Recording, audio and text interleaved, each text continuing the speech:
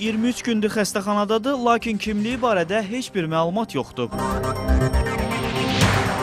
İyunun 10-da təcili tibbi yardıma müraciət daxil olub və bildirilib ki, paytaxtın Nəsimi rayonu 3-cü mikrorayon dairəsi ərazisində üzərində xəsarətlər olan kişi var. Hadisə yerinə təcili tibbi yardım briqadası göndərilib və bədəninin müxtəlif hissələrində xəsarətlər olan 60-65 yaşlı kişi bir saylı şəhər kliniki xəstəxanasına yerləşdirilib. Gələndə xəsarətli deməli, alın nahiyəsində əzilmiş yara, qolunda əzilmiş yara.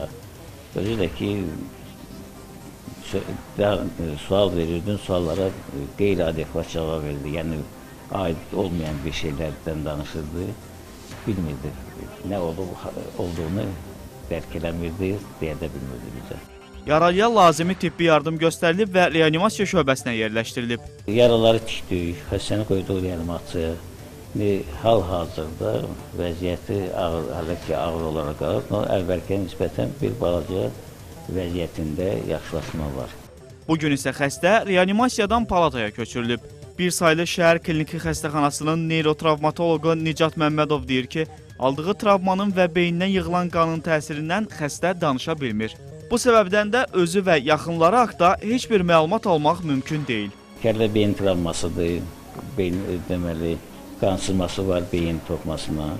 Ona qarşı aparılan müalicə effekti az da olsa vardır. Hadisə barədə polisə də məlumat verilib. Xəstənin müalicəsi davam etdirilir.